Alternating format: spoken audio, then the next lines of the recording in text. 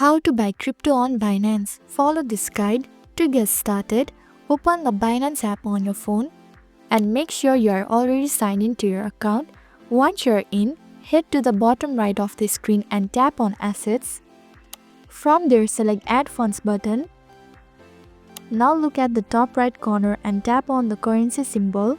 You can scroll through the list or simply use the search bar to find your currency faster. After selecting your payment currency, go ahead and tap on Buy. You will now see a list of supported cryptocurrency. Choose the one you want to purchase. Then type in how much you want to spend. At the bottom of the screen, click on Add New Card.